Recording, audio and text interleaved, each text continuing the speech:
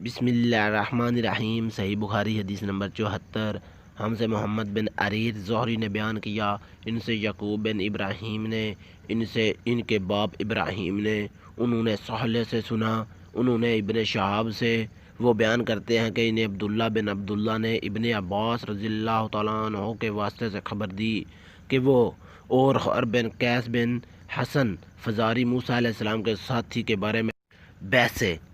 ابن عباس رضی اللہ تعالیٰ عنہ نے فرمایا کہ وہ خضر علیہ السلام تھے، پھر ان کے پاس سے ابی بن کعب گزرے تو عبداللہ بن عباس رضی اللہ تعالیٰ عنہ نے انہیں بلایا اور کہا کہ میں اور میرے یہ رفیق موسیٰ علیہ السلام کے اس ساتھی کے بارے میں بحث کر رہے ہیں جس سے انہوں نے ملاقات چاہی تھی کہ آپ نے رسول اللہ صلی اللہ علیہ وسلم سے اس کے بارے میں کچھ ذکر سنا ہے؟ انہوں نے کہا ہاں، میں نے رسول اللہ صلی اللہ علیہ وسلم کو یہ فرماتے ہوئے سنا ہے۔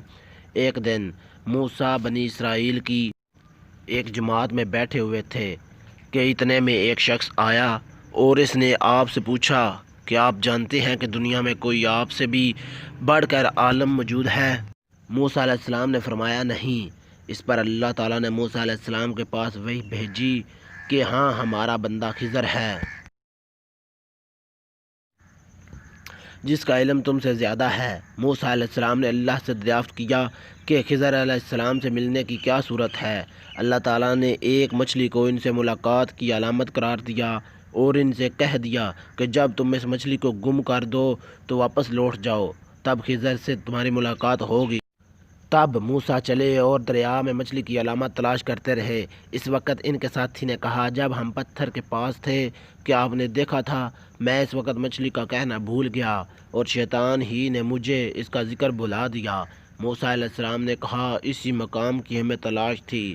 تب وہ اپنے نشانات قدم پر پیچھے پاؤں باتیں کرتے ہوئے لوٹے، وہاں انہوں نے خضر علیہ السلام کو پایا۔ پھر ان کا وہی قصہ ہے جو اللہ نے اپنی کتاب قرآن میں بیان کیا ہے۔ صحیح بخاری حدیث نمبر 75۔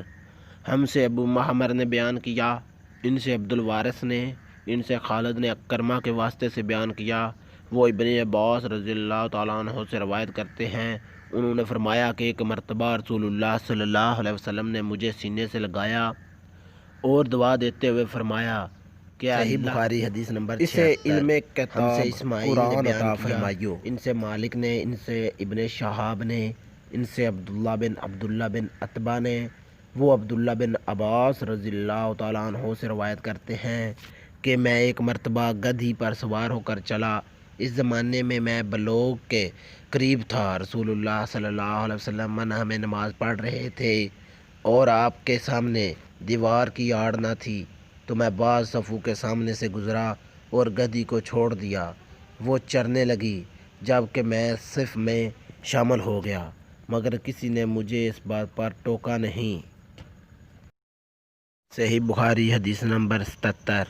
ہم سے محمد بن یوسف نے بیان کیا، ان سے ابو مسہر نے، ان سے محمد بن حرب نے، ان سے زبیدی نے زہری کے واسطے سے بیان کیا، وہ محمود بن الربیع سے نقل کرتے ہیں، انہوں نے کہا کہ مجھے یاد ہے کہ ایک مرتبہ رسول اللہ صلی اللہ علیہ وسلم نے ایک ڈول سے منہ میں پانی لے کر میرے چہرے پر کولی فرمائی اور میں اس وقت 5 سال کا تھا۔